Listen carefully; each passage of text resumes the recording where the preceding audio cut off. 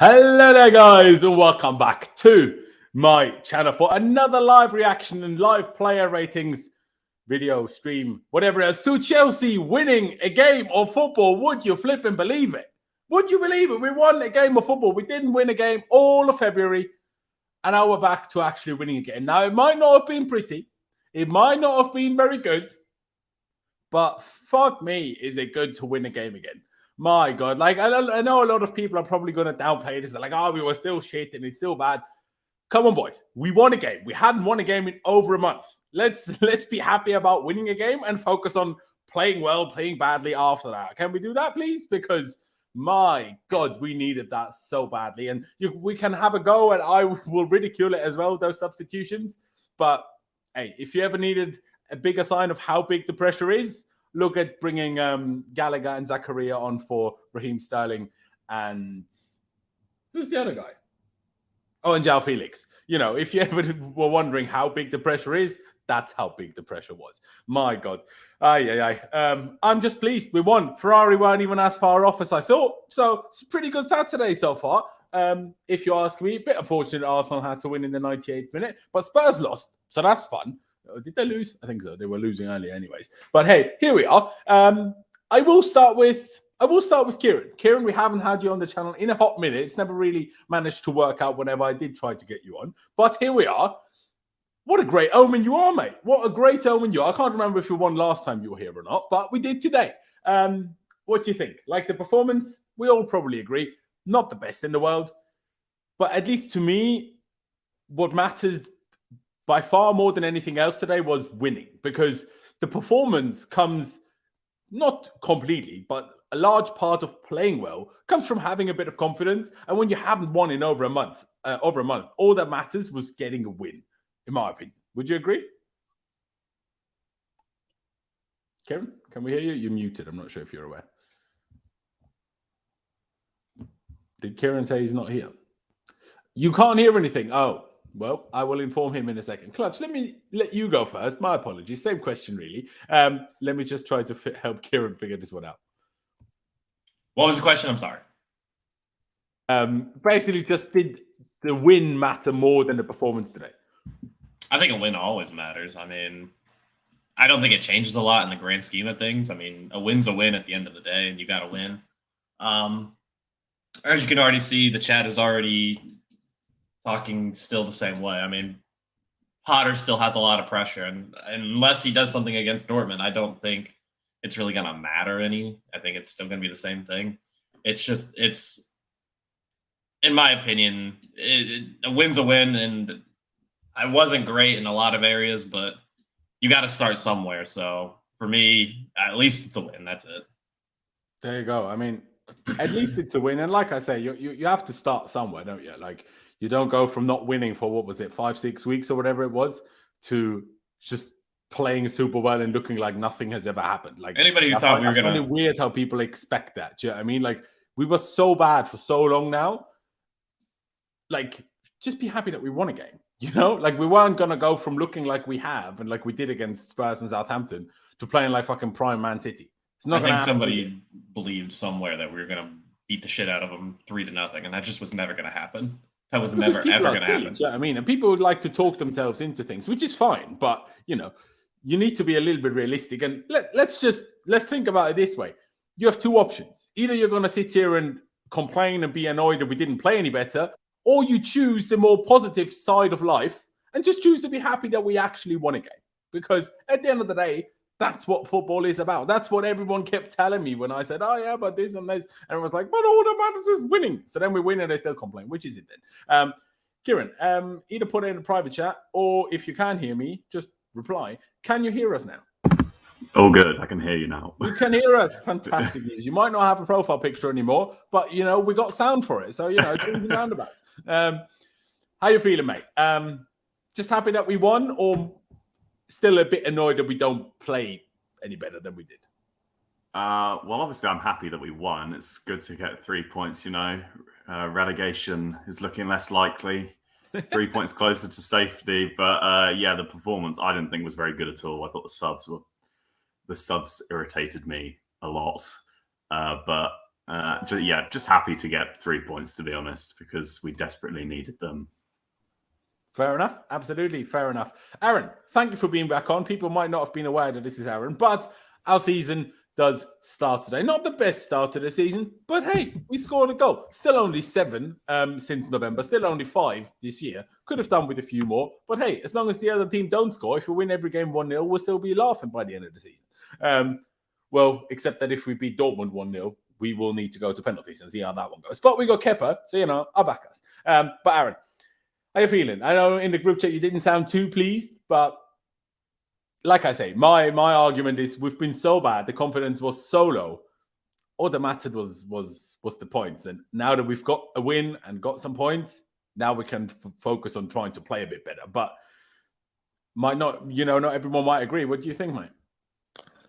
Yeah, no, I agree in the sense that it's obviously good that we got the win and the points. The performance was shit. Let's not get it twisted. The performance was shit, but I think the most important thing is the 3 points and the fact that we finally scored a goal in what it was almost coming up towards 400 minutes of football since we scored a goal. So yeah, it's good to get a goal. And surprisingly enough, in 2023, we're actually not the lowest scoring team, which is I found out that's Newcastle with 3. So, yeah, we're not exactly the worst of the bunch just yet. But, yeah, it's good to get a win finally. Feels like it's been forever. I think it's coming up towards 2 months it would have been since we'd last won. Feels so like it's been forever because it's been forever. Yeah, literally. So it's good to get a win under the belt finally. Try and build a little bit of momentum before Tuesday night. And, yeah, just go into that a little bit more positive rather than coming off the back of a loss. So, going into it with a bit more of a higher spirit, seeing if we can pull something off.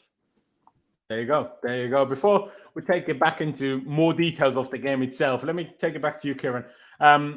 Is it back 3 equals win, or what happened today? Because Potter did make a change, did go back to arguably what he did when it was a little better before the World Cup and before we started losing games. But do you see that as being the reason we won today? Did it just happen to be, okay, we won and also played a back 3? I think it's Leeds equals bad more than back 3 equals win. The performance, wasn't really any better than we've seen over the last few weeks. I barely noticed any change at all. Obviously not having Reece James doesn't help in a back 3, but still we should be playing better and creating more chances than we did. Leeds are... And again, if we take all the easy chances that we had, we win 3-0 and no one complains. Do you know what I mean? So true, but we all know that with Chelsea, we need to have at least 10 shots to score 1 goal. So that is something that we have to take into account. I didn't really notice much difference with how we played in a back 3. I do think it is better for us at the moment to play in a back 3 because otherwise we just lose games. But I don't think it helped us out that much attacking, to be honest. Yeah, I hear you. It's a weird one because what you could clearly see is how much it enabled Ben Chilwell. And Ben Chilwell still isn't at his very best. The guy did even play 10 games since November of 2021. Because some people are not always the best decision making, this and that. I'm like I say, played barely 10 games, maybe a little more, since November 2021 in 1.5 years, basically. Do you know what I mean? That is going to be perfect is understandable, but you can see how much we'll play off that. And on the other side, it was only Ruben, and it still kind of did something. The problem is, in an ideal world, in a back 4, you should find it much easier to hold possession higher up the pitch than you do in a back 3, simply because you have an extra player higher up the pitch. The problem is, recently, that's the part we haven't been able to do. That's the part we struggle with so much. Whenever we got the ball into any higher positions, we lost it immediately. Whether that's the midfielders pushing up or whether it's the attackers behind, say, the striker, striker and Kai Havertz, or even Kai himself. We never managed to hold the ball in any useful positions. So I guess if you're not able to do that, even with an extra attacking player, there's no benefit from it. Because what you do get when playing a back 3, you make it a little bit easier for yourself to counter-attack at times. And that's what we saw today. Obviously Leeds are kind of a prime opposition for that because they always push, even without Jesse Marsch. And we got some spaces with that, and we got some space with that we could attack and could exploit. We didn't exploit it enough. We didn't score enough goals from it, but I guess it worked for this one, but it works for every game. People know my opinions that I think long term, if we want to compete with City, Arsenal, and if Liverpool ever get back there, these types of teams, Man United at the moment, you have to mention, then I think it will need to be a back four eventually. I understand why Potter did today what he did, but it also frustrates me a little bit. I know Kieran said he didn't really see a difference, but the difference that I saw is that our players seem to know what to do. And frankly, in the last few games, it never looked like they had any idea what to do.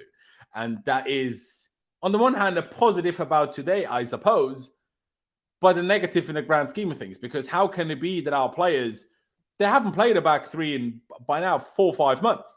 And they're still so much more comfortable falling into that. Now, does that mean Potter just hasn't taught them well, hasn't coached them well into the back four? Maybe. Does it mean our players are all idiots? Maybe.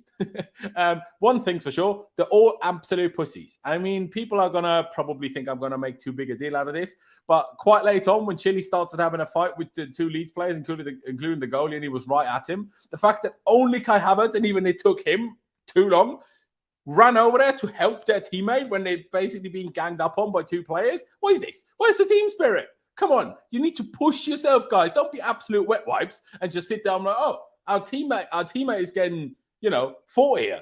I mean, it's a 5'4" Tyler Adams. I wouldn't even be afraid of that guy. It's not about being afraid, though. It's just about the message it sends, about sticking together, about being a unit, and not letting your one player deal with 2 oppositions on your own. Like, that in and of itself shows that there is issues, in my opinion. Like, emotional intelligence, whereas at Potter, like, if I know the results make it more difficult, but if there's one thing I expect him to do, if not playing fucking good football, then it's creating a unit. And well, I'm not saying this is a sign that he's not done that, but it just annoys me, man. If your teammate's getting fought with, do something about it. Imagine, I don't know, Ian Robb get fought with in 2005. Half the flipping team is right on whoever's fighting him. It's right, you're threatening him to punch them right in the face. Do you know what I mean? Aaron, is it, in your opinion, back three equals win, or how would you say, this? How much of an impact the back three played today? I mean, Kuzi said saved his job by copying Tuchel. Well, kind of copied himself because Potter played a back three at Brighton all the time. So not sure about that one. But hey, Aaron, your thoughts on the back three situation here? I mean, I kind of saw it coming with the personnel that we had available. We didn't have all that much, so I kind of had a feeling it might have been that. But as Kieran said, I think you have to take into account that Leeds are dog shit. They're so bad. So I think it's a mixture of back three. Can I say something? Yes, they are, but so are we, right? Like, let's not act like usual seasons. We are also bad, So that's why I don't think we should discredit just because the opponent's bad. Yeah, usually we're the one that's that bad. Do you know what I mean? So I get that as well. I get that we're bad, but I think there's bad, and then there's like Leeds, and then like them kinds of teams. Obviously, we've lost to. This year so far, we are this bad, bro. Yeah, I mean, the theoretically speaking, it could be a lot worse. It could be even lower down. So you get what I mean. But yeah, with them not exactly being great, and the fact that the back three gives you that little bit more defensive solidity in a sense, because although you've got the wing backs pushing up, they go up and down. So you've effectively got 3 and 5, and then you've got one of the midfield pivot a little bit deeper than the other. So it gives you that bit more stability, and it looks like they just sort of know what they're doing more when they play a back three rather than a back four. In a back four, they look a bit confused, but in the back three, they seem to be like understanding of what their roles are in their positions. So I do think that there might be a shout to even go for that in midweek, just because we look a lot better today than we did when we've been playing back fours. But I don't know, to be honest. Then again, did we look better today than we did in Dortmund? Did we? No, we didn't look better than we did in Dortmund. But I think when we're going with the 4, and it's kind of like we've struggled for goals, and it wasn't exactly like we didn't struggle today. But I just think there's that chance where you play a formation that you're a lot more familiar with, and you might end up seeing a better result. But it's just one of them where you might take a punt on it, and who knows. I hear it. I guess one part to consider is that we signed so many players, maybe not the whole team's more familiar with it, but maybe that's why Mikhailo Mudryk, who we signed for a whole, well, in total, including add-ons, £88 million, £62 million initial fee. And he's basically not getting used for 2 games straight, which is great. Clutch, I know you're not an advocate of the back three in the slightest, but did you understand the move to it today? And did you feel that the team felt more familiar and more comfortable with it? Or do you agree with some of the things the boys said in terms of it was mostly Leeds being just not very good rather than us doing anything so particularly better than in a back four, for example? Usually when things are going wrong, you fall back to what you know, right? Instead of trying the things you don't know, we went back to what we did know, which is the back three. So is it entirely surprising? No, I kind of figured it was going to happen at some point. Yeah. Why do I think it works? I think it works because the way we play is we use our wing backs and our backs as our main source of creativity and our width. Whenever we usually have, like, I don't know, like it's harder to explain, but the width comes from, like, you can see Chile and Ruben when they're very wide and they're able to cause more problems letting things come in. And we're able to be more defensively solid because we're not leaving people back. But I think it's a little bit of a combination of both, to be honest. Do I like the back three? Do I think it's something we can keep doing forever? No. Would I do it against Dortmund? No, I would not do it against Dortmund. We're already down the line. You might as well just put as many attackers out there as you can to try to get as many goals as you at can. Least I was going to say if Reece is back, at least, by saying at least then we have an actual right back. At the same time, if Reece is back, our right wing back becomes a whole lot more dangerous. Reece is not a problem in that sense, but it's difficult because we maybe want to play a back four, and that's better with him. But he's so much better in a back three, which is, I guess how it becomes a bit tricky, doesn't it? Yeah, we end up over relying on that, and I think that's the problem that we tend to have is we over rely on our backs in either formation, and this formation just allows them a little bit more space to do what they want. So that's why we play a little bit better in the back three. But like I said, I don't think it's something we can keep going with. I mean, that's my opinion. That's why Mudryk didn't come on. Mudryk is a wide player. He would not play where Felix is playing. He's not going to play where Sterling is going to play. So he's more proficient coming from those wide areas. So that's, in my opinion, why he didn't touch the field today. But, Maybe. I think for today, for getting the result that we needed, it's fine for a back three. There you go. I mean, first of all, Cedric, appreciate the donation. He says a win. Yes, a win. Finally a win. Chelsea for life in the chat said, doesn't change anything. Potter needs to go. And this is what annoys me. Well, I'm like, yeah, it doesn't change anything about my opinion either, what happened today. It doesn't change anything about Potter. But your name is Chelsea for life. And Chelsea win a game and all you're talking about is the manager needs to go. Do you not see the problem in that? Like, be happy that we won a game, man. Why do you people all try your hardest to always be miserable? I don't understand. Try to be a bit positive, man. Do you know what I mean? Just once in a while. Hi. Aaron, when you saw this team, like, we kind of knew instantly it was a back three, didn't we? With Ruben as the right wing back. What do you think?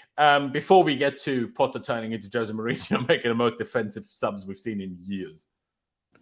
Yeah, you sort of knew just from the get-go that it'd be a back three. I thought there might be times where it transitions into a back four where Chilwell might act as a left back, Fofana as a right back, and then Ruben slots into like a three-man midfield. So there was like when you look at it on paper, it has the ability to interchange between a 3 and a 4. So it was a bit expected with the news of like not having certain players like Reece James, etc. So I wasn't too displeased with it, but again, it was more the in-game management. And I know we've just won a game, so I don't like to come on the negative, but I do think the in-game management, sort of the subs that were made, was really confusing. Like, I didn't fully understand what was going on a lot of the time.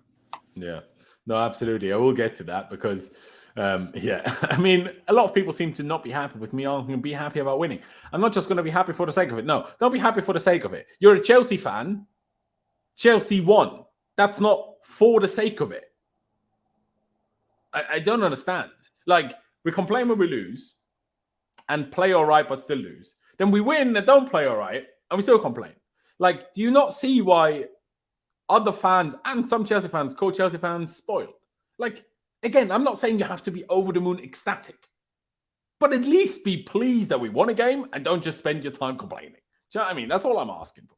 Oh, yeah. But hey, I mean, everyone has to do and go about things how they want to go about things, each to their own. You know, Kieran, the lineup itself, rather than just the formation, surprised by certain pieces of selection, I suppose, or kind of as expected if going with this formation and not having any right backs available? Firstly, guys, Chelsea won and Tottenham lost. It's exactly for us. It's a good day compared to recent times. We just have to smile through the pain of the recent times. Today is a good day. The lineup, I don't know. I think it's about what you expected, really. I mean, Loftus-Cheek, I don't think he's as good as a wing back as I think he is in midfield. But as you said, we've got no other options to play there really, other than Chalobah, and then you've just got a defender at right wing back, which you don't want. The front three, I don't think Potter likes Aubameyang, so I don't think we're going to see him again really, unless like 10-minute cameos. So I think Havertz has to start, and Felix and Sterling. I mean, from a pretty poor bunch of attackers, playing poor, they're the best of the bunch. I mean, Mudryk's been average, and that's Are you still surprised that we've seen so little of him over the last couple of weeks? Not really. I mean, he had a good 30 minutes against Liverpool, and after that, I don't think we've seen him play well really at all. I think when he came on, I think it was against either Dortmund or Southampton. He was awful. So I'm not surprised that he's not playing. Yeah, he started in Dortmund. Yeah, I'm not surprised that he wasn't playing today, and I think Felix and Sterling are the best options around Havertz, who's going to start every game, even if he's not good. Yeah, it's an issue because Felix and Sterling both didn't look bad today, but everything they touched and everything they tried didn't really work out. Whether it was Sterling's crosses, Sterling trying to run past people, or I still, by the way, Aaron and Clutch, I still haven't seen a replay of this Felix finish because I was having a right go at Felix. I'm like, why do we? As soon as Havertz missed a chance, it's fuck off, Kai. Felix is married to the bar. He cannot score to save his life. I know he scored one against West Ham, but still, that was an incredible shot. I want to clear my name. I didn't say anything about Havertz or Felix. No, but after you said it was a volley, which I still didn't see, but that's because I haven't seen another replay. No, let me just quickly back this Felix thing up. So basically, when the ball's cut back from Sterling, it's coming towards Felix, but it's not on the floor; it's in the air. So Felix has hit it with the inside foot while it's in the air. It cost 140 million when he was 19. Are we expecting standards of Chelsea under 16s or what? Bro, he done well to even hit the bar from there. That was very, very hard technique. And Havertz is one. I'm not being funny. If you're being slotted through two defenders. But did I say don't criticize Havertz? No, it's not what I said. I just said, hey, can we not be the same to all of them? And not say, one misses a chance, fuck you, and the other one misses a chance, it's so difficult. No, but you have to put into perspective the difficulty of both chances. You can't say, oh, yeah, I like that for Havertz and not Felix. Felix's chance was very difficult in the first place. Havertz is one. He's been slotted through two defenders. He's going one-on-one with the keeper, and then he forces a save. Yes, it was a good save. He really wasn't one-on-one, though. Because he started to fuck up the dribble, which is why it allowed the other two defenders to catch up. That's even more of an issue than if you're being slotted through. Classic Havertz. Yeah, it absolutely is classic Havertz. But like, what easier chance? I'm not saying it's easy. I never said it's easy for Joao Felix. But again, we're talking about a player that cost 130 odd million when he was 19. It's talked about costing 100 million in the summer if we want him permanently. It has been hyped since his Fulham debut by our fan base as the Lord and Savior. And now we're saying we can't expect him to score if the ball isn't rolling on the floor. Come on, that was a difficult chance. It's a difficult chance, but that doesn't mean we can't say he should score it because every time he's got that chance in a Chelsea shirt, he's bottled it every time. What do you pay 100 million for then?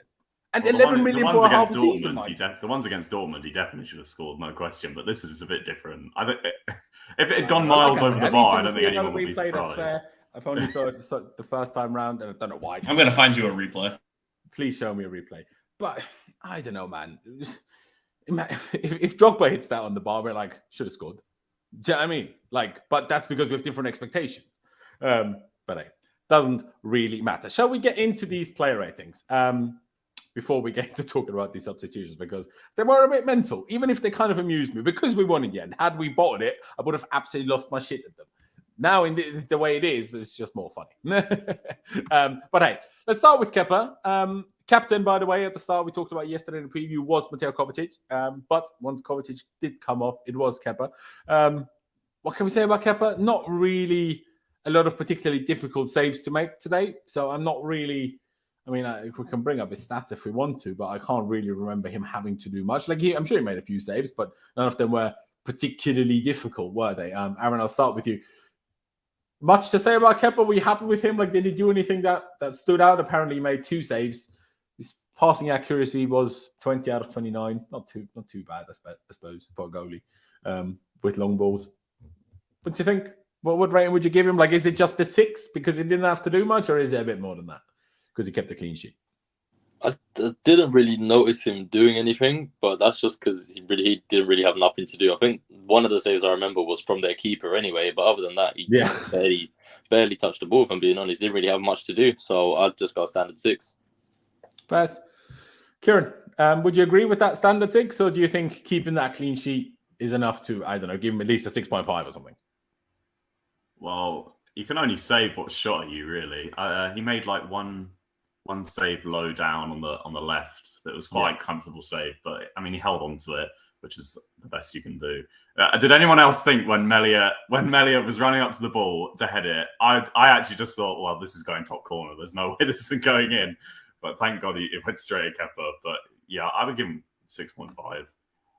Yeah, I'd probably give him a 6.5 as well, just because I'm like, well, if you concede the goal that the goalie can't do anything about, I'm still going to give him a 6. So the fact that it was a clean sheet, I'll give him that 0.5 higher. So that's all I'm basing it on, not necessarily saying I disagree with Aaron as such.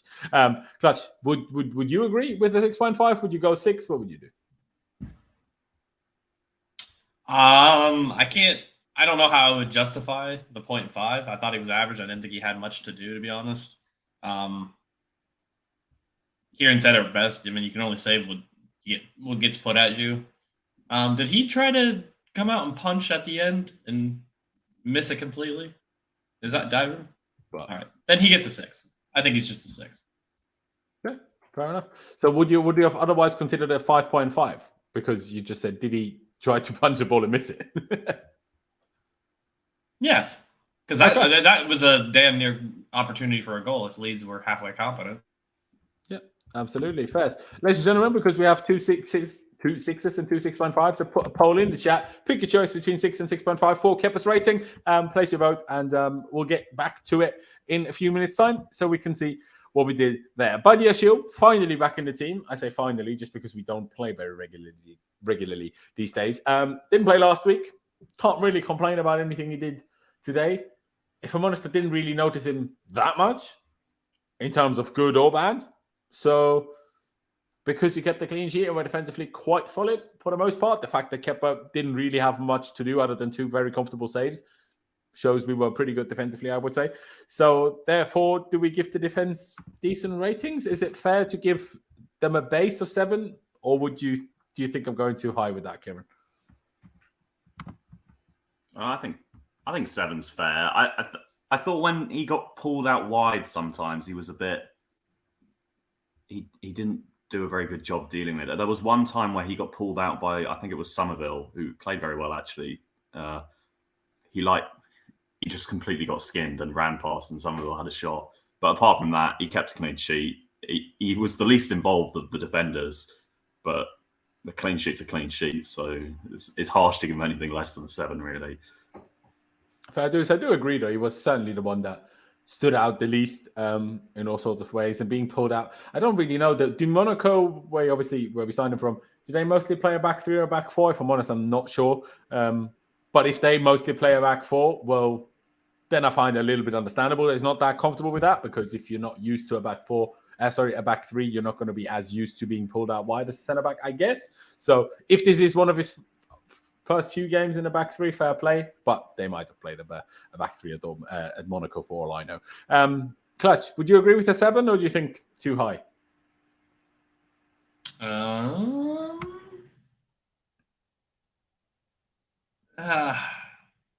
don't remember him a lot. I'm going to go 6.5. I don't remember him as much as I remember the other 2, at least. Okay. Just to go through some stats, he had 79 touches, 87% pass completion.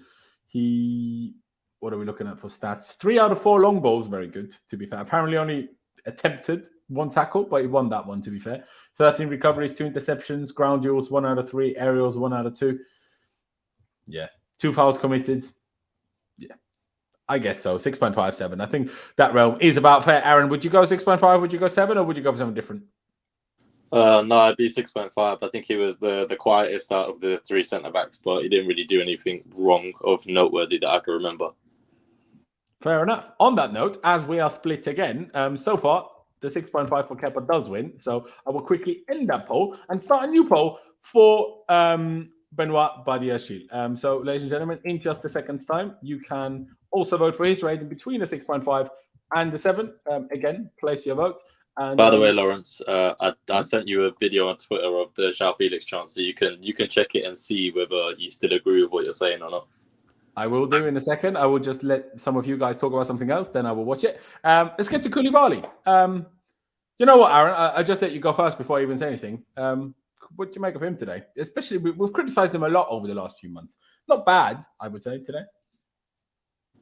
Yeah, I'll be the first to say I've talked a lot of shit about Koulibaly because he, for the most part, has been pretty woeful. But I did say, even in the group early on into the game, I said, like, Koulibaly looks like he's very sharp today. He did look a lot more on it, and I think since that Dortmund game when he played, actually, he's looked a lot more calmer on the ball. Granted, he's still got work to do, but I think he looks a lot calmer in situations where he's going in for a challenge or he's going to make a pass or a clearance. He doesn't look as rash or as rushed or messy with it. So there is a lot of improvement there that I'm seeing. He's still got a fair way to go, but I think he's doing well. And I think he needs a performance like that going into Tuesday to fill himself with a bit of confidence as well. So I'd probably give him a 7.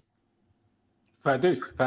So I have now looked at the chance, and yes, I still stand by what I said. Yeah, it bounces, but you know, how often does that happen? He did well to hit it the way he did, absolutely. But like, we need goals, man. Like, if we just don't criticize players for taking chances, man, then I don't know where we're. I think it depends on the chances. If that was Kai Havertz, the whole fan base will be slating him. But hey, people aren't ready for that reality.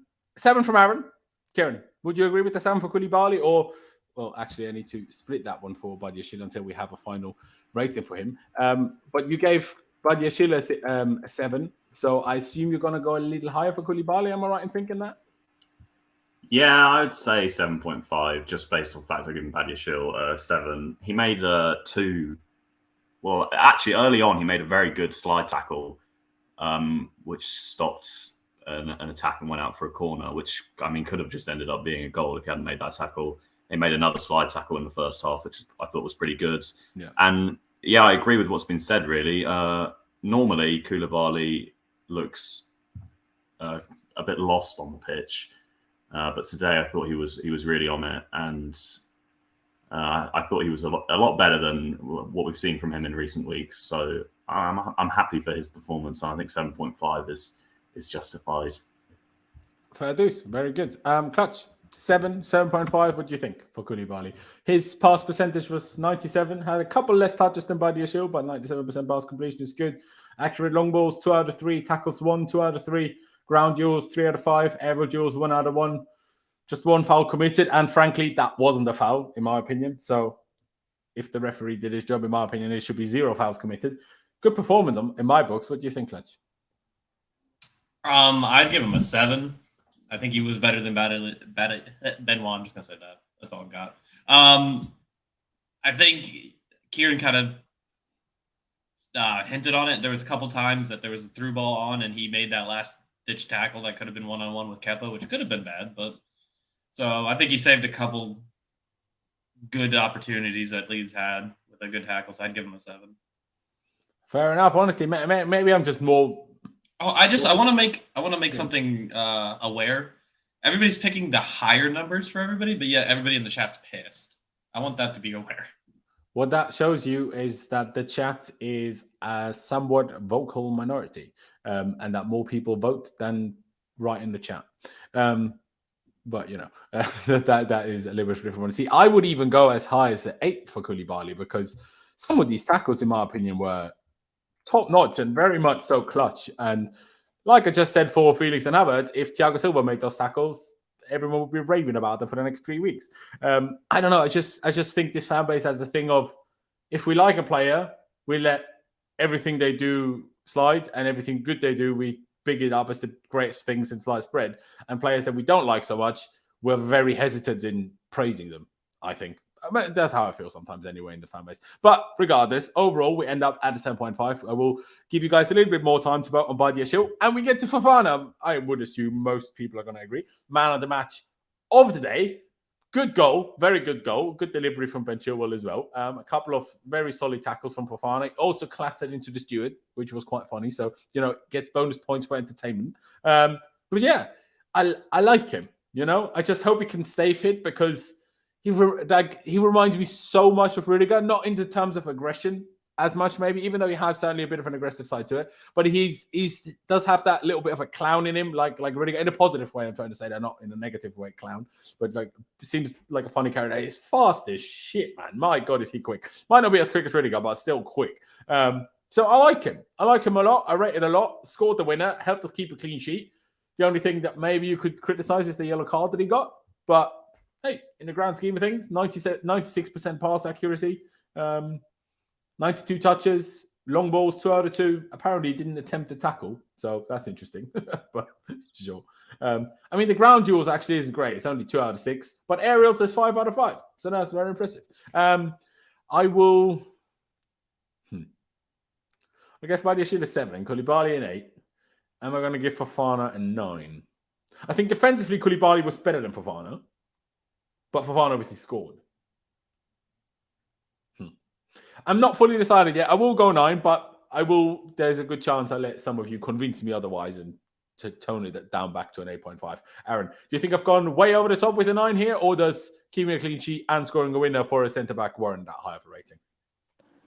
He scored the first goal that I've seen in almost 400 minutes of football and gave me my first win in almost 2 months. I feel so shameless. I want to give him a 10 just for that reason. To be honest, I back it. Yeah, no, fuck it. I'm going 10. I don't care. Fuck it, 10. There you go, fair play. It's put it on 9.5 for now. I love it. Clutch, are you going to go for the 10 for not having seen a goal in God knows how long and he scored it? Or what are you going to go for? No. We did not play that well. I think anything over maybe... It's about he. He got us the goal, but again, we're back to scoring defender goals. Goals are goals, don't get me wrong. But that's not the defender's fault, though. No, it's not. But at the end of the day, 7.5, he was worth. I gave Koulibaly a 7. I think he's a 6.5, but with the goal, he gets an extra point, so I'd go 7.5 for Wesley Fofana. I thought he was good. Fair dues. Takes it back down to an 8.5 for the time being. And Kieran, other than Aaron going a little bit mental with a 10, just because we haven't scored in so long, I still understand it though. He didn't score a hat trick. He can't get a 10. Where do you sit on it? As quite as low as Clutch, or somewhere in the middle, maybe? I think a 7.5 is a bit harsh. Come on, he scored the winner. I mean, that is the essential thing in football, is to score a goal. Imagine if he didn't score and we drew. Here's why I said what I said. In my head, we did not play well enough for anybody to be... He's my man of the match too, don't get me wrong, but we did not play well enough for anybody to get an 8. I don't want to go to an 8. It feels wrong to go to an 8. Come on, man. He's a defender. We can use sentimental. We can talk sentimental. Sentimentally, he can get an 8. Well, I see where you're coming from. I agree as a team, maybe not, but as an individual, if you don't make a mistake and score a goal, what do you get a higher rating for then? I'll tell you what. I'm the one who always goes on and bags about positivity. I'll give him an 8 as a positivity thing. That's what I'll do. Hey, bro, if you want to stick to your 7.5, stick to your 7.5. I mean, everybody. I mean, in my head, I'm still sticking to it. But hey, y'all don't know that. Well, now we do. Hey, you don't. I'm keeping Clutch at 7.5. Clutch is a negativity merchant. Remember it, people. But Kieran, what rating do you want to give Fofana? I mean, the defenders' jobs at the end of the day are to not concede, which they did. And he also scored the winner, which is not his job. I mean, actually, he should have scored earlier in the game because he headed a chance over the bar, but he redeemed himself with the goal. I thought he's great on the ball. He looks so confident for compared to like Koulibaly on the ball, and I thought he was pretty flawless, to be honest. I mean, 5 aerial duels. That's 5 aerial duels won. That's pretty impressive. And I mean, if he can stay fit, I think he should be definitely one of our starting defenders. If we go back to a back 4, I thought today he was great. I think if I gave Koulibaly a 7.5, then I'd give Fofana a 9. The goal puts him up above Koulibaly, definitely, and quite comfortably. And he was brilliant defensively as well. So there you go. That's what I based it on, really. I'm like, how much am I going to give him higher than Koulibaly, I suppose. But I guess because I was on the edge between an 8.5 and a 9 anyways, we'll keep it as an 8.5 on screen because the Clutch is 7.5 and move on. Actually, let's check the results of the Buddy Shield rating. Like Clutch touched on earlier, the chat so far giving out the higher rating. See, this is what happens when you get a win. People are a little bit happy and a little bit more willing to be a little bit positive, which, hey, is not too bad, I think. Get to Ben Chilwell. I mean, biggest positive, he looks quick again, which I'm happy about. Tells me his knee is healing well or is healed well, I guess. So that's good. A couple of good deliveries. Assisted the winner, of course, because he hit the corner that Fofana scored from. Had a couple of other decent deliveries as well. Probably going to give him like a 7. Is that too high? Clutch, what do you think? Is the 7 too high for Chile? Getting the assist as well? Am I going to get roasted for it? Well, it depends what you're going to say. If you say 4... I'm going to say 7. Okay.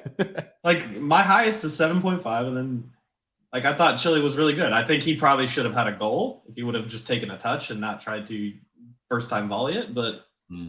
Do you think, again, there's another one, but I'd like to see a replay back. Do you think he had to stretch too much for it to control it, and that's why he did what he did, that he didn't think he would get close enough to it to control it properly because it was just in front of him, you know? I think that's my only logic why he tried to do what he did, because I think he was afraid that somebody was right behind him and they weren't. I don't think he thought he was so far in front of somebody, and then he was like, look back and like, oh, there is somebody, no one there. I could have just taken a touch, but maybe, yeah, no, that's fair. But hey, could have scored for sure. But yeah, in the end, got the assist. Played pretty well. Offered most of the threat that we had was really Ben Chilwell, if we're honest. So you know, he was putting in great crosses and great balls the entire day. To be fair, so and sprinting up and down that pitch all day long. You know, never stopped. So you know, fair play to him. All right, 2-7 so far. Then, Aaron, what are you going to give Chilwell? You going to agree with the 7? Maybe a little lower. What do you think? No, I'll go with the 7 as well. I think pretty much everything has been said, really. The only thing that annoyed me was the first time volley. I thought if he took a touch there, he could have really had a better chance. And we know when Chilwell gets in them kinds of positions, he's got a good shot on him. So if he just took a touch there, I reckon he could have slotted that ball in bins. But it's promising to see that even after an injury that he had, he's slowly finding his feet again. And he's getting there a little bit more towards the form that we saw pre-injury. So it's good to see. And I'll go with the 7. Fair. Again, probably need to see a replay. Are we so sure that he tried to shoot? Because if I remember correctly, I thought maybe he was trying to cross it first time and just mishit it completely. But who knows? Whatever it was, didn't work out, did it? Kieran, 3-7. So you're gonna do well to change that much. But what are you gonna give Chilwell?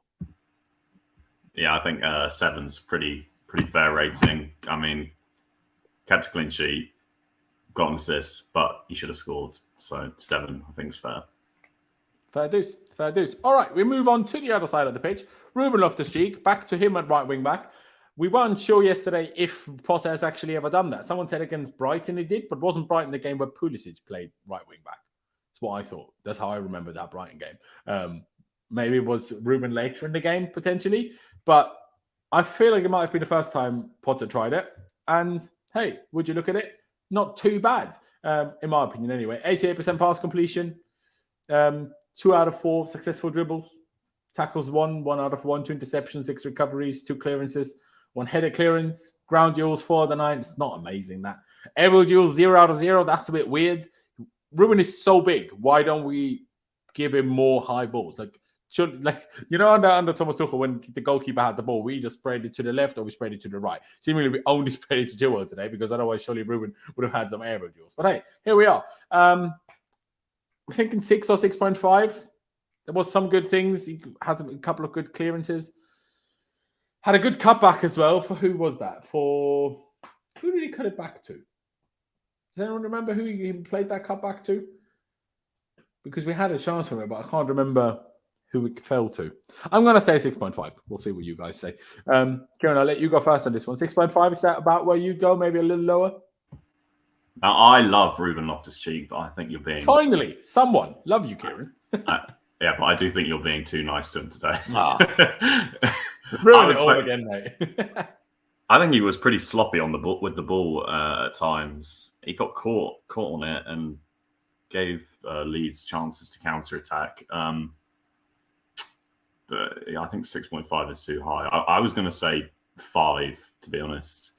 And I love Loftus-Cheek. He was apparently only dispossessed once and had a pass completion of 88%. So I'm not sure how often he gave the ball away. Okay, maybe I'm just remembering that one time where he was dispossessed. Yeah, one he kind of just tripped over the ball, didn't he? He just fell over. Yeah. Looked a bit. I much prefer him in midfield than at wing back, but yeah, I would say 5 for today. Fair dues. Take it a bit lower. Why not? Aaron,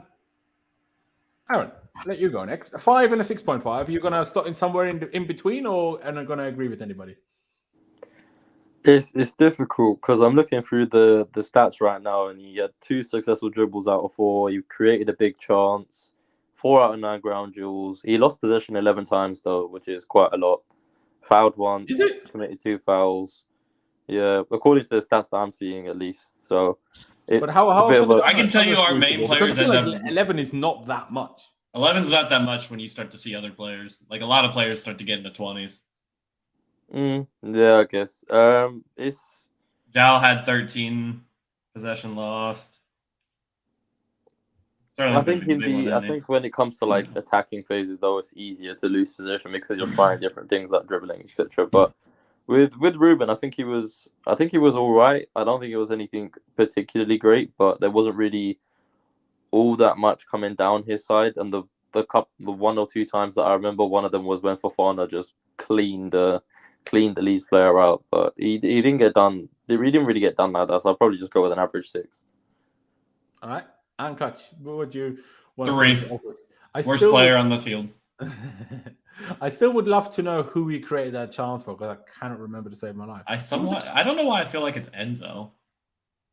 What's that? I feel like it was like at the top of the box. Good, but then the shot, I don't remember the shot after the cutback, so now I'm confused. My own memory is confused. Because I don't think it was Sterling, Felix, or Havertz, because Havertz only had 1 opportunity the entire game. Sterling, I don't ever remember him doing anything other than doing dribbling. Felix had the 1 opportunity that I can remember. Maybe it was. So I think it just has to be Enzo, right? Maybe. Aaron, Kieran, do you at all remember who Loftus-Cheek's cutback fell to? I have no idea, if I'm being honest. Oh, it was Sterling. It was. All I can think is that you're thinking of. Oh yeah, and Sterling tried to turn and then lost the ball. Yeah, that's the one. Well, typical Sterling that. But fair enough. Clutch, Ruben's rating. I'd give him an average 6. I was going to give him a 3 for you calling me out and throwing me under the bus, but I was saying you're not funny on Twitter yesterday. I forgot about that. He's definitely getting a 3 now. Write it down, bro. I just said less funny than 9. We'll see how funny I am when I give him a 0. Don't worry. Now I'm gonna cry myself to bed, bro. What am I gonna do? Fair enough. We move on to Enzo Fernandez. Haven't even looked at his stats. Was subbed off at some point, so that's I guess a little bit of rest for Dortmund. Lost the most duels in the match. That's the stat that it says here. Why? Because he's not a defensive midfielder. Yeah. Keep telling me he is.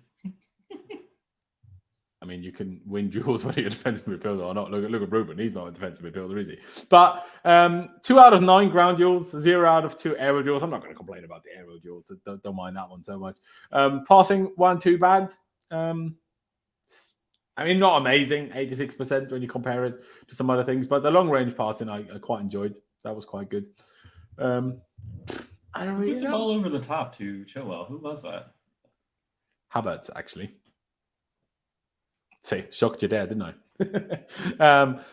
But yeah, Enzo Fernandez, 6.5. Is that okay? Is that too high?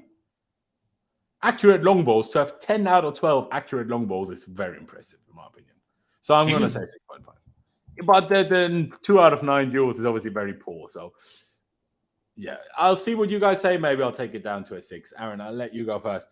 Is 2 out of 9 duels too much to give a 6.5, even with 10 out of 12 accurate long balls? I'm just looking at the tweet that Pius put out, and he said there was 10 plus accurate long balls, so 10 out of 12, 10 ball recoveries, and 22 out of 30 final third passes. So I think the stats kind of outweigh each other in a sense, because there was the good and the bad. So I don't think he was great, but again, not really playing in his preferred position. But he done okay, so I'd probably go with a 6. First, all right, a 6 and a potential 6.5 from me. Clutch, what did you make of Enzo? I thought he did what he is supposed to do very well, which is progress the ball with his passing. He was constantly getting the ball out to our wings. But I think him having to do a lot of the defensive work is just not his forte. I mean, he could probably play in a double pivot in a midfield 3, but I don't think he can do it like this. I don't think that's where he wants to do it. But it just kind of goes to show you the quality of the player that we have. He didn't look terrible, so that's a positive, and he was progressing. I still think he would look so much better if he had Jorginho next to him. But hey, Chelsea ruined that one for him. I mean, people might disagree. Some people tell me it would be absolutely awful because we wouldn't have any pace. Maybe true, but let's not pretend that Ruben has so much pace and Enzo plays next to Ruben all the time. So, anyways, did you finalize in the rating, bro? Sorry. I agree with the 6.5. 6.5? Okay. Kieran, 1.6, 2 6.5s. What are you going to give Enzo on today, mate?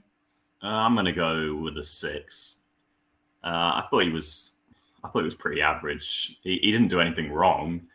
He didn't do anything special. I mean, I think we struggled at times in midfield, actually, especially like in the later stages of the first half. I thought Leeds were dominating the midfield, and then maybe that's just the fact that we only had two central midfielders playing on the pitch, which might actually make sense as to why Potter brought on a few more later in the game. But it could have done with one more. He didn't have to bring on 2 more and put Gallagher up front. Yeah, don't worry. I don't agree with his subs. Yeah, I just thought he was pretty average. I think he's capable of more, and I expect more from him in future games. But he wasn't bad by any means. So 6. All right, fair enough, ladies and gentlemen. We've got 2 6s, 2 6.5s once again. So again, I'll put the poll for the final rating in the chat. Place your votes, and we'll see what we end up with. What was I seeing here today? Oh yeah, by the way, ladies and gentlemen, I haven't told you yet. If you haven't already, please be sure to subscribe. That'd be massively appreciated, and hit that like button as well. We get to Enzo's midfield partner and the captain of the day, or at least to start with, Mateo Kovacic. Pass completion of 89%. Accurate long balls, 2 out of 0. So that's very impressive. Tackles, 3 out of 6. It's not awful. Ground duels, 6 out of 9. Just in response to Clash saying he's not a defensive player. Well, Kovacic can win 6 out of 9. So should Enzo. At least should be capable of it. Don't really know what I made of Kovacic. Not bad. It's kind of weird because he had a couple of nice dribbles, a couple of nice runs, and his tackling was certainly better than Enzo's defensive work, even though he was more offensive in positioning than Enzo for the most part. But his passing, I mean, there was nothing special about it. It felt, at least to me, like, well, I mean, he only attempted 2 long balls. Neither of those came off. And otherwise, it felt like he kept it quite simple. I didn't really remember, like, through balls or nothing. So I'm probably going to go... I gave Enzo 6.5. I'm going to give Koba a 6. That's what I'm going to go for. Kieran, would you agree that Koba was maybe at that... Well, you actually gave Enzo a 6 as well, but Would you give Cover the same or a little lower? What would you say? I'd actually give him a bit higher. I thought he was better than Enzo Fernandez. Okay. I'd say On what 6.5. basis? I thought defensively he had a better game. I mean, obviously he's not going to play those passes that Enzo Fernandez plays. That's Enzo Fernandez's job to do those passes. He's there to win the ball and progress play. And I thought he did a decent job before he was subbed off. So I think he played better than Enzo. So I give him 6.5. I guess. Yeah. Now that you say it like that, in terms of that was his job, I guess it kind of was, but I don't see that as being Cover's job, Like, I see Cover's job being progressing the ball maybe in different ways to Enzo, but still progress the ball, make a dribble, play a through ball, like, be creative. Like, Kovacic's best attributes are dribbling and being press resistant, and not necessarily his tackling isn't his main strength. He did well at that today. I agree with that. But I'm not sure he did enough in the other direction for me to go as high as you're doing. But that's why we have different opinions, isn't it? That's fair. But he's playing in a two-man midfield, right? And he's got Enzo but Fernandez. He's the more offensive of the two. Like, Enzo was deeper than him. So I'm like, I need to expect more of But him. Enzo Fernandez isn't a defensive. He's not inherently a defensive midfielder. Oh, no, I agree. But in terms of if you look at the average positions, Kovacic was higher than Enzo. That's all I'm talking about. Yeah, but his job is to help control the midfield. And I think he did a better job than Enzo Fernandez did. That's all right. This is, I guess, where my whole inherent problem with the back three comes from, because you have two midfielders and we're not expecting them to do anything going forward because apparently we don't. So, but then who is doing anything going forward if none of the midfielders are supposed to? It's a tough one. I'm not a fan of the formation, but hey, we all know that. We've discussed that at length in the past. Fair enough. 6 and a 7 so far then for Mateo Kovacic. Church, what are you going to give Cover? I think I'm going to give him a 6.5. I think he, in my opinion, if you put him and Enzo together, they would have had a good midfield game. Like, Enzo was better going forward, but Kovacic was better defensively, which with those two, I think you're expecting it the other way around. I think you're expecting Enzo to be a little bit better defensively, but it is what it is. I thought he was all right. I thought he had a better first half than he did a second half. I thought he was looking really sharp, and then in the second half, he was trying those through balls, but they just kept popping right into the defense. So it wasn't the best from him, but it also wasn't terrible. I'd give him a 6.5. Fair dues. 6.5. I will get it up in a second, and then I will elaborate on what I've just seen. But Aaron, do you want to finish that one off? 6.5, a 6 and a 7 for Cover. What would you give him? I'd probably go with the same rating I gave Enzo, and I'd give him a 6. I think it was a pretty average performance. It wasn't anything like particularly great, if I'm being honest. I looked at the average positions, and according to this, it's saying that Kovacic actually sat a bit deeper than Enzo. So that's literally what I'm about to bring up on screen. It's just trying to as you said, you'd kind of expect it to be the other way around, where Kovacic is a little bit higher than Enzo, and he's the one pushing a bit. But it's quite interesting to see that. Actually, I didn't really notice it all that much in the game, but yeah, it was. You wouldn't call it like a captain's performance, wearing the armband and actually being able to lead the team and have that effective midfield where you're like the bigger character of the two. He didn't really stand out compared to Enzo. Like, they were pretty much on the same page in that sense. So I'd probably go same rate as a 6. Fair dues. But yeah, there you can see it on screen. I take back what I said. Clearly Cover was a little bit deeper. It's interesting because you can also see how much higher on average Fofana was than Badiashile. So I guess maybe why my head was like Enzo was deeper, because he was closer to Fofana. But Fofana was just higher rather than Enzo deeper, I guess, maybe. But hey, here we are. Fair enough.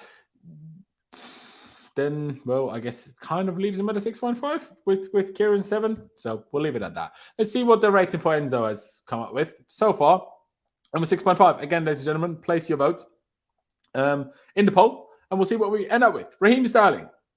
Looked at his stats a couple of minutes ago. 4 out of 4 completed dribbles, which at least that reminds me of Raheem Sterling once again, which is good. I still think he looks certainly sharper this game and the last game than he has in a long old time, even before his injury. So I'm happy to see that, but I still think there needs to, we need to get more from him. We created the most chances in the game, though, with 3. So that's not too bad. Expected goals was 0.15. Expected assists was 0.27. Not too bad. One big chance missed. 40 touches. Crosses was 1 out of 2. Accurate long balls, 1 out of 2. Pass completion, what was it? 77. For forward, that's not too bad. And ground duels is 8 out of 10, which is very impressive for forward. So I will give Sterling, I don't know, because people are going to say, oh, we need to give the forwards a low rating, which I kind of see in a way. But I also feel harsh giving him lower than all the others so far. Like, was he really that much worse than like Ruben and Enzo and Kova? Kieran, I'll let you go first. Do you think it was worse than Ruben, Enzo, and Kova? Because he was in the forward areas of the pitch, didn't score, and didn't really do enough in that sense, but still didn't feel like he was bad. What do you think? Out of the attackers, I thought he was the best, but that's not saying a lot. No, but I agree. I don't know if it's fair to give him as high a rating as we've given the midfielders and the defenders. I mean, it's their job to create chances, and Sterling created one. Apparently 3, according to He created 3. He created the Havertz one. He created the Felix one. Oh, did he create the Havertz one? Yes. He put the ball through on the Havertz, and Havertz fucked it. Okay, I didn't realise that. I'll bump him up then. I'll give him a 6. I don't think it's worth giving any higher. But, I mean, the Havertz one should have been scored, definitely. And the Felix one could have been scored. So, theoretically, he could have had 2 assists. And if he had 2 assists, we'd be saying, oh, he's great. So it would be harsh to give him lower than that. I didn't realise he'd create the Havertz one, so I'll say 6. Fair dude. Sounds reasonable. Aaron, 6, fair to you, if considering he created those chances? No, I'd go 7. And I know that sounds like it's a little bit high, but I think, yes, he did frustrate me with some of the chance that he missed. I remember there was one where he sort of like cut inside and the keeper was a little bit off his line. So he's gone for like the curling effort and it's not really gone too close to even hitting the target. But I think when you take the perspective, he's created 3 chances that cut back to Felix, which again, we don't need to get into that debate again, but it was unlucky. He did well. But the Havertz chance, the way he did that pass through the 2 defenders and setting him on his way, that is a great pass. And if that's somebody like Enzo, I guarantee you that pass gets hyped up a lot more than if it was Sterling who's done it. So I think you have to give credit where credit is due there. And I do think that he's starting to look a lot better in terms of being a bit more direct. He wants to actually take on his players. Granted, it doesn't work every time. And there is times where he loses possession and you think, oh, for fuck's sake, like you could have done a bit better there. But it's better to see him now being more direct and actually going for it. I think it's like he's released from his shackles a little bit and he's actually sort of starting to play the way that he wants to. He's rather taking people on, looking for different options, getting better passes off, creating chances for others. So I'd go with the 7. I think he deserves it today. It's almost like he created a really big chance for Joao Felix. Well, behave yourself. But yeah, it's a tough one because when you mentioned that in terms of the Enzo pass, Sterling's pass, if Enzo had made it, I think it's a good point. It's a difficult one because you can't even really praise Havertz for like, oh, it's a good run because Ayling's positioning was just so bad to play Havertz onside because Havertz was like ahead, I suppose, of 3 of Leeds defenders. It's just Ayling was stood like another 2 yards further back playing Havertz onside, making the pass not actually that difficult, but also I'm not trying to discredit the pass. It was just like, well, if Ayling just holds his line, then none of this happens because then Sterling literally hasn't opened the pass too. So it's a weird one. But there you go. A 6 and a 7 so far. Clutch. 6.5, 7, 6. Where are you going to go? I think he was the best out of the attackers today. It's good to see somebody actually trying to take somebody on. I thought he was very direct. He always looked forward to trying to go to the goal, but then he had a couple moments where his brain just kind of relapsed and was like, I don't know what to do. I'd give him a 6.5. I do think he was the best out of the attackers today. And he did create the chances. He did. It's a difficult one. He did create the chances. They should have been scored, both of them. If they were, it's a comfortable win. So I will agree with the 6.5. Yeah. I was initially thinking 6, but no, I will agree with the 6.5. That is fair. Let's get to Joao Felix then. We've clearly discussed that chance plenty, but outside of that chance, didn't really see that much of him. I can't remember who said in a group chat. There was one situation where he played Sterling through, when the one moment where Sterling kind of probably screwed up the most a little bit, where he tried to cut it back and then lost the ball. Where maybe Felix should have gone for goal himself, but it's a tough one. He hit the woodwork, obviously. 89% pass accuracy. Successful dribbles, 1 out of 6 is real poor. Accurate crosses, 0 out of 3 is also kind of poor. Tackles, 1. I mean, 0 out of 1. I'm not going to focus on that too much. Same as Enzo, 2 out of 9. Ground duels, 1. 2 out of 3 in the air, though. It's not too bad, that one. I don't know. I don't think it was very good at all, if I'm honest, in the grand scheme of things. I'm going to give him a 4. That's what I'm going to give him. We'll see what you guys think. Clutch, let you go first. Is 4 too harsh? Do you think it's about fair? What do you think? No. I mean, he didn't do anything, and he kept losing the ball. This is why I don't like Felix more wide. He needs to be more central, sitting right behind the striker. I don't know why people want to play him as a striker. He wasn't good at that at Spurs either, so. To be fair, you are correct, but I'd prefer him sitting behind the striker. I think that's where we get the best out of him. Mm-hmm. You know what? I think I'm going to be a little harsh. I think I'm going to give him a 3. Okay. Fair enough. 1 3 and 1 4 then so far. Kieran, what do you think? Come on, 3 is harsh. I would say I did admit it was harsh. I did admit it. Yeah, you did. I would say 5. He was worse than Sterling. I personally think that shot that hit the bar was a very good shot, and it was unlucky not to go in. But okay, I mean, apart from that, he was all right. He didn't really create much. It's the 1 out of 6 dribbles that does it for me, where I'm like, that's poor, man. Yeah, that's not great. But I agree with what was said about putting him out wide as well. I think he's a lot less effective out wide. But I guess the formation, we don't really have a choice unless you put him up front. So, but yeah, I'd say 5. I think he wasn't terrible. No, I don't know. 3 is like stinker levels. Yeah. I mean, we are on this channel. When someone has a real stinker, we are happy to dish out the zeros and the ones. True. So, like when he does what he did today, I'm like, well, if I give him for real bad a 0 or a 1, then today is kind of a 4 in my head. But hey, here we are: 1 3, 1 4, 1 5. To be fair, we hand out zeros like Oprah hands out cars. Exactly, and we're not handing out any zeros today. Aren't we happy? But Aaron, are you going to sway it in a direction for Joao Felix, like maybe towards Kieran, towards a 5? What do you think? We sit at a 4 so far. Oh no, 5. That's way too generous. I genuinely can't tell you what he did other than the one chance that hit the bar. I don't really know what he did. He wasn't really involved. Didn't really get many take-ons completely. I didn't really see him dribble past anyone or get into many good positions. So I don't think he had a good game at all. So I'd probably go with I won't be as harsh. I'll probably go 3.5, just so I don't look like the harsh one.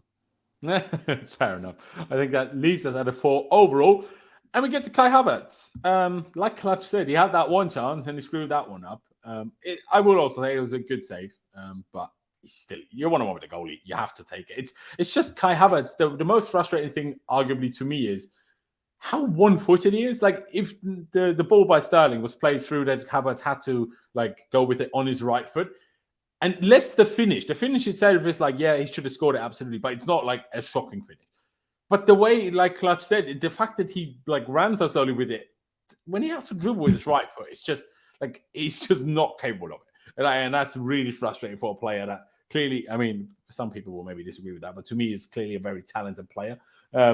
Might not be a striker, that's a whole different argument, but he's clearly a talented player. But when you're so heavily one-sided in terms of your footing and where you can do something, in terms of passing, shooting, and dribbling, it's an issue. It's an issue. I mean, accurate passes, 18 out of 21 is very good for a striker, to be fair to him. Expected goals was 0.34. Expected assists, it was 0.09.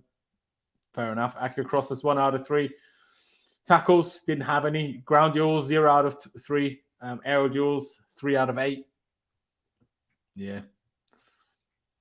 I don't know. I'll give him the same 4 I gave Felix, if I'm honest. Yeah. I mean, did he have a dribble? Didn't see any dribbling stats here, so maybe he didn't attempt one. But Yeah, I don't know. I mean, where I'm looking at, I don't have the lost possession stat, so I don't know if anyone can look at it in terms of like him and Joao Felix compared. He had less than everybody else.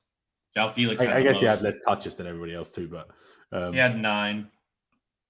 What possession Felix lost? had he had 9 possession loss. Felix had 13, and Sterling had, I think, 10. Yeah, 10. All right. Yeah. I'll say 3.5. Because it was still, as much as I think Felix should still take a chance, Havertz still clearly had the easier chance, and he didn't take it. And he's the striker. So, yeah, I'm going to say 3.5. Maybe a bit harsh. We'll see. Kieran, you going to bring some positivity into it, or are you going to be quite harsh on Kai too? I feel like I'm the positive one. I'm going to say 5. I gave Felix 5, so I'm not going to give Havertz worse. He wasn't worse than Felix. I don't think he was terrible. There are games where Havertz is terrible, where everything he does is terrible. And today, he should have scored. He definitely should have scored, but he wasn't terrible. He just wasn't involved in the game, which is, often the problem with Havertz. But, he should have had an assist. If he gets the assist to Chilwell... It's weird that his expected assist is apparently only 0.09. Well, that's nonsense.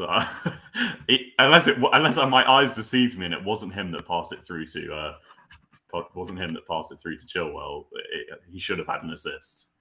And I'm pretty sure it was Kai that played the one to Chile, unless because Chile had 2 like that, didn't he? Maybe Kai played the other one because Chile did have expected goals of 0.47, which is quite high. So maybe that wasn't Kai. Maybe we're misremembering something, but. Fair enough. Hey, you're saying now you're making me think maybe I should give Kai a 4 too, because if you're giving both a 5, maybe I should give both a 4.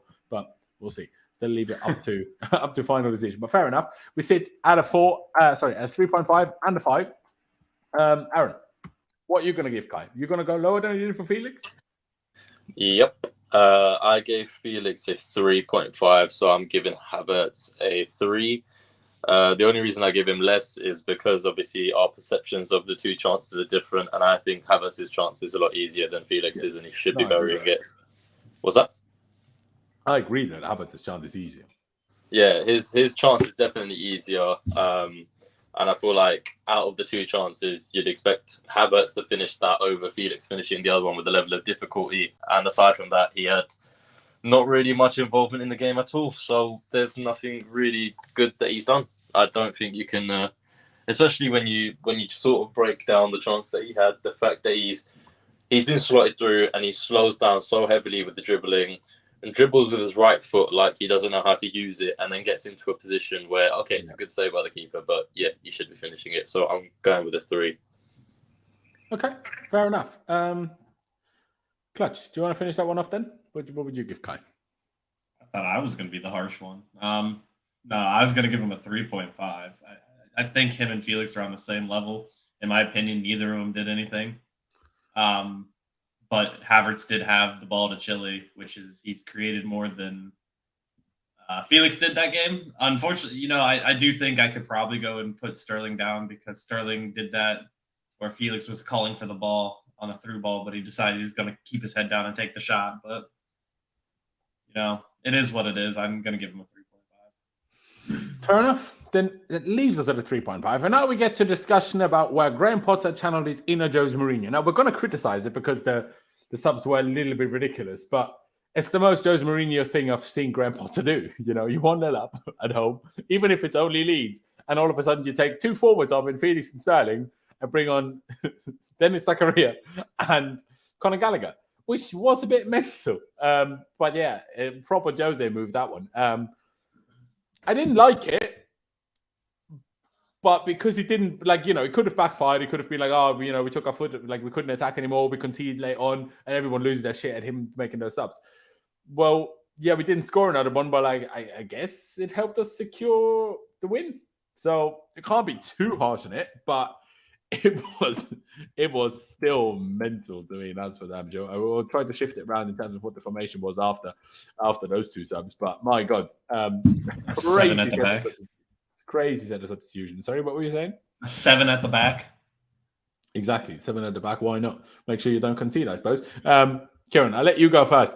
In terms of, before we talk about them subs as in terms of how they played, is it just there? Okay, we're 1-0 up, last 20 minutes, let's just shut up shop. Is that what you like? What happened there, or like how can you make sense of that substitution? Because it's a crazy substitution to me still.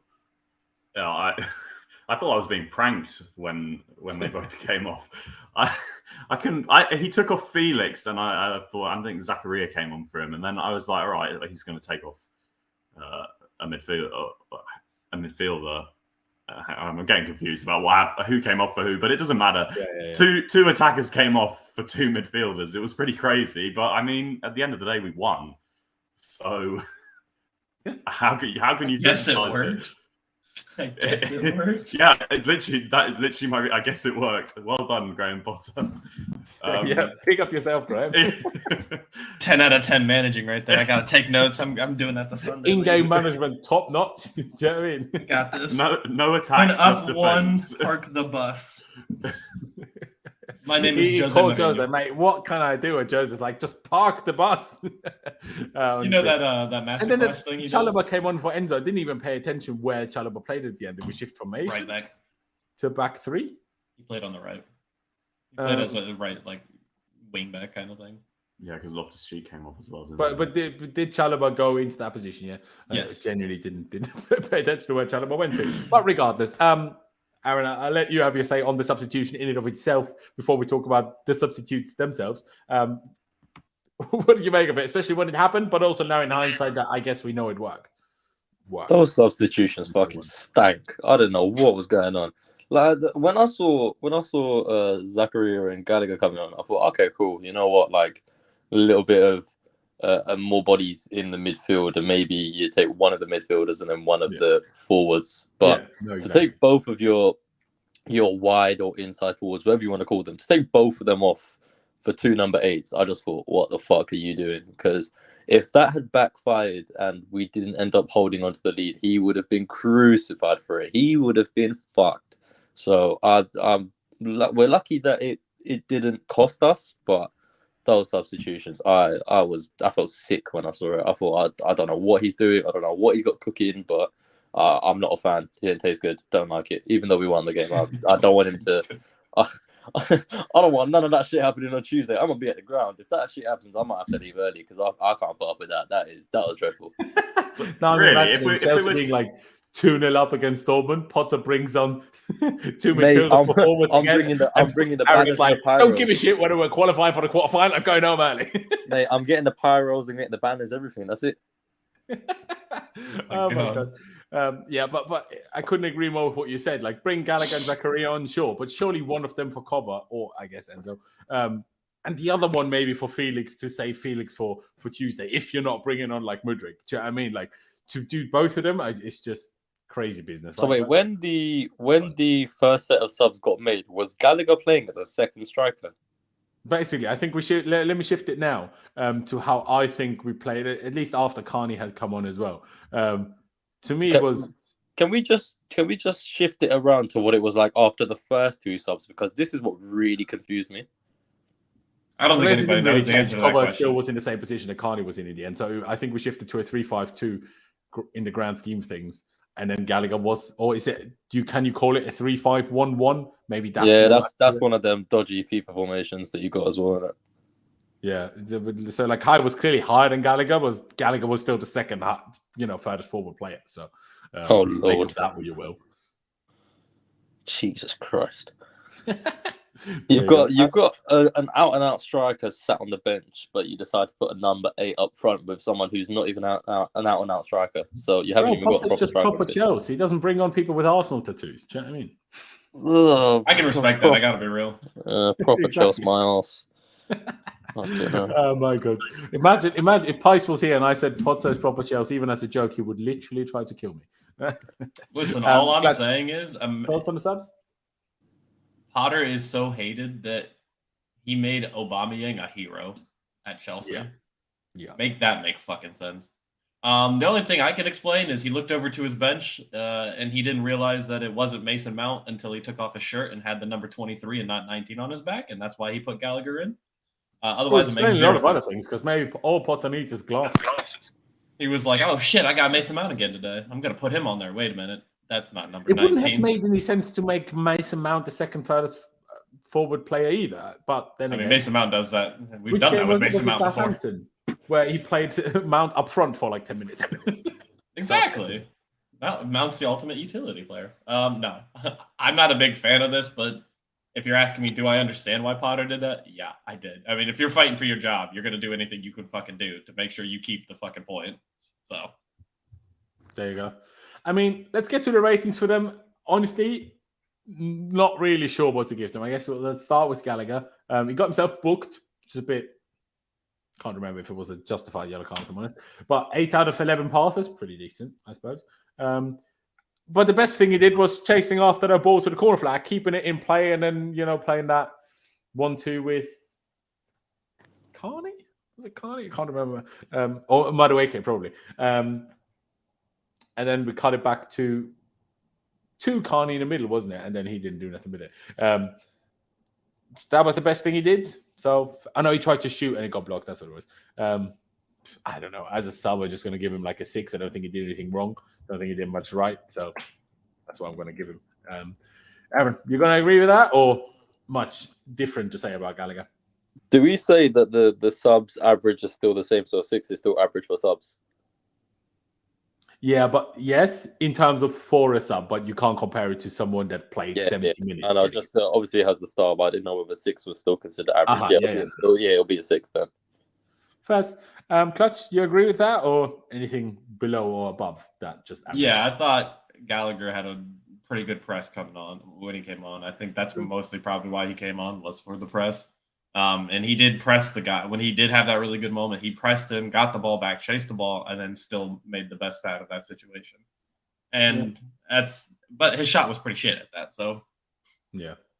The only negative he had, I think it was Chukwuemeka that won the ball in midfield, and then we had this little counter-attacking moment, and Gallagher had the ball in Akers' space and didn't really do anything with it. Can't remember what he did, but just remember they didn't do anything with it. But hey, there you go. Fair enough, Kieran. Are you going to agree on that 6 as well, or something different to add? I think if 6 is average, then 6.5 I think is fair. I thought it was pretty good. Yeah, I guess that is fair as well, to be honest. But hey, we'll leave it at the 6. Let's get to Zakaria. Honestly, didn't really notice him much. Now I look at stats, and 6 out of 7 passes. Fair, sorry? I don't even remember him being on the pitch. No, exactly. And half of that is because he attempted 4 tackles and only won 1, which is not very good as a defensive midfielder. But I guess he didn't play as a defensive midfielder. Ground duels 1, though, 4 out of 6. Not sure how isn't a tackle a ground duel, though? So how can you have 1 out of 4 tackles, but 4 out of 6 ground duels? I don't really understand how those stats work. I would love for someone to give me an explanation what is considered a ground duel and what is considered a tackle. To me, strange. But sure. 0 out of 1 aerial duels. I don't remember it, do I? I would say it was worse than Gallagher. So because Gallagher got a 6, I'm going to say 5.5, but not much to it, really. Kieran? Is a ground duel potentially if the ball isn't in anyone's possession and there's 2 people going for it? Potentially. Maybe. But I feel like would that have happened 6 times in the 22 minutes that he was on the pitch? It could also just be to do with gambling because people bet on tackles and tackles won. So maybe. I genuinely don't know. I don't know if anyone knows the exact details of what is the difference between a ground duel and a tackle. Please let us know, whether it's in the comments. Ground duels are asymmetrical events because one player has possession and the other player is trying to regain it. So it's winning possession back. That explanation sounds exactly like what a tackle is. That just explains a tackle. So I don't really understand. But hey, here we are. Karen, 5.5 for Zakaria, or would you give him 6? I gave Gallagher a 6.5, so I'll give Zakaria a 6. I can't remember him doing anything wrong, so I can't mark him down. I guess so. Yeah, that's reasonable. Clutch? I don't remember. You gave Gallagher 6, are you going to give Zakaria lower or the same? No, that's 6. I don't remember anything about him. First, Aaron, your thoughts? I'd go 5.5 because Gallagher did more when he came on and he got a 6, and I didn't really notice Zakaria, so I'd go with a 5.5. Fair dues. You know what? I'm just going to, because I kind of agree with what Kieran said, give Gallagher 6.5, give Zakaria 6. It's fine. Chalobah, I mean, Carney, is there much to add? If I'm honest, didn't really like Carney when he was on the pitch. Apparently, completed 8 out of 8 passes, which is good. 2 out of 2 dribbles, which is also good. 2 out of 3 tackles, which is also good. Ground duels, 5 out of 6, which is great. Air duels, 2 out of 3. So his stats all look amazing. But it felt like he screwed it up all the time. Like when he got that ball to like potentially shoot, he messed up whatever he was trying to do. There was a couple of occasions in midfield where I'm like, pass it forward or run or do something. And he just did nothing and felt like lost the ball. But seemingly not. So maybe I have a slightly skewed vision or memory of what Carney actually did, which I guess gives him a 6. The main thing I remember from him was obviously the chance that he messed up and the slide tackle that opened up the space for Gallagher. And then Gallagher didn't do anything with it. But yeah, I guess just a 6. We'll leave it at that. Clutch, anything to add? Did you? I mean, I was really glad to see him again because in recent weeks, Carney didn't even make the bench. So the fact that he came on today, I did enjoy that. But yeah, not much positive, but also I guess not too much negative. Would you agree, Clutch? Yeah, I'd give him a 6. I'm also I got Sofa scores. I'm reading Sofa scores official definitions. Okay, all good. Let us know once you've come to the conclusion. So a ground duel is any duel over the possession of the ball where one player wins the ball, which isn't deemed an aerial duel. Now let's go down to tackle, which makes no fucking sense. A tackle is an action in which a defending player dispossesses his opponent in a duel without committing a foul. So make fucking sense. So again, my question is, how can you have 1 out of 4 tackles but 4 out of 6 ground duels? I feel bad for whoever has to sit there and like tally all this shit during the game and press the buttons because they're probably stupid. I'm kidding. That's mean. But there you go. Do you agree with the 6 though? Me? Yeah, 6. Fair. Aaron, 6 as well? Yep. And Kieran, I assume you're going to agree? Yeah, 6 is fine. Fair dues. I think no matter what, AK and Chalobah are better off getting an A. They didn't really play that much. And I guess we finish it off with Graham Potter. Let's put him below the man of the match. Kieran, I'll start with you because I haven't really had you on in terms of the whole Potter conversation over the last few weeks. He was clearly under a ridiculous amount of pressure. Most people agreed that he should have been sacked after Southampton, the latest after Spurs.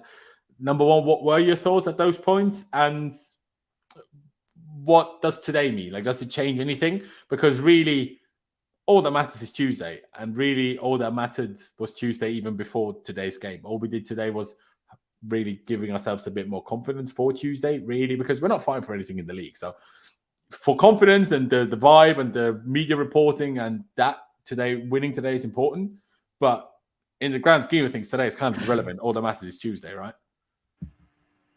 I wouldn't say today's irrelevant. It gives confidence to the team to finally win and score. I think even though it was a defender who scored from a corner, yeah, I think scoring is important. I guess he's made the change to a back 3, and we've won. So I mean, if someone else, if we weren't all very angry at Graham Potter at the moment, he has made a tactical decision, whether it's through luck or through his decision, it's paid off. Who knows? But he made the decision. He went to a back 3. He made the subs, and we didn't concede after they came on. So I guess you can't criticize him for that. We won, I think. So 6, I guess. He didn't do anything like special. No. I agree with that. And the subs were a bit mental, but I guess they worked in the end. So they worked. Like, you can hate them as much as you want. I'd rather win and he makes crazy subs than lose and he brings on 3 attackers. Yeah, no, exactly. I do agree. There you go, Aaron. A 6 from Kieran is if we take out our preconceptions of what we think of him and that we think he should go. Isn't a grand scheme of things a 6 today fair? We got a win that we should get. But a win that at least we did get. Yeah. Shit subs, but we're 3 points close to safety. So you can't really complain too much. We haven't had 3 points in a while, haven't scored a goal in a while. So at least we've gone and done that. It sounds like the expectations now are just so low because we've been so shit. But it's a 1-0 win. It's nothing to cry home about, but it's 3 points. It's maybe you want to put it as like a step in the right direction, building a bit of momentum for Tuesday, so can't complain too much. But yeah, in-game management wasn't particularly a fan of, but it worked, so can't really say too much. So it's probably just a 6. Fair enough. Clutch, your thoughts? Potter in, let's go. Huh? Potter in, let's go. It's a 6. I mean, he did what he had to do at the end of the day, you know? And I think that's like the only thing you can say about him is, yeah, maybe the subs were probably wrong, but the difference in opinion is it's not our job to lose, it's his job to lose. And he did what he thought he had to do to make sure that he kept the result. As Chelsea, we probably shouldn't be doing that, but he just wanted to keep his job. And at the end of the day, I can't fault that against him. Yeah, I suppose so. I've probably have to agree with the 6. As wasn't there enough positive to give him any higher than that. The subs weren't exactly amazing. So I think a 6 is all you can do, really. I mean, we got 1 win, which is great. The only problem is Dortmund are on 10 out of 10 wins going into Tuesday. So, you know, as much as we got a little bit of confidence, a little bit of, oh, yeah, we won a game back. Yeah, they won the last 10. And also, we can't score to save our lives. And on Tuesday, we need 2 goals at least, unless we want to win on penalties, which we could, because mind you, we still have Kepa in goal. And we haven't had a penalty shootout this season, have we? It's kind of crazy. Usually we have a multiple penalty shootouts every season. So that's what you get when you get drawn away to Man City in every cup round. My God. But yeah, not going to be easy on Tuesday. We'll talk about that at length on Monday. But I think now it's about time to wrap this one up. Yeah, I mean, I'm not sure if now that we've like an hour and a half and stuff after the game, if people have taken a little bit more to the happy side of, okay, yeah, at least we won a game. It's a mix of the feelings, isn't it? Like, we won a game, we're happy about that, but we obviously all want us to play better, score more, be like more progressive, be just better, see more improvement. Because we all talk about how we regressed as a team since Potter joined, and we don't see a process, we don't see progression. Can I say that today was progression? No. Today it just seemed like, okay, at the beginning of Potter's reign, we had the general structure of Tuchel with a few minor changes, even in the very first game against Salzburg. Those kind of tactical things that we did against Salzburg, we haven't really done since, which were nice tactical intricacies. But today felt like, okay, put them in the formation that they're more used to, more familiar with, more used to winning in. That's what we did, and we won the game. So I'm not really going to praise too much about it. It is what it is. Ladies and gentlemen, please do follow my wonderful guests down in the description below. Check out their Twitters. Check out Chelsea FC 365. Kieran obviously writes for Pice's website. But yeah, ladies and gentlemen, thank you guys for watching. Up to Chelsea. I would say subscribe if you haven't already. That'd be massively appreciated, as always. Hit the like button on your way out. Doesn't cost you any money or any time. And it really helps me spread these streams out to all people. And that's how us content creators grow. So yeah, thank you guys for watching. Up to Chelsea. Upwards and onwards. We go again Tuesday. And we'll see you next time.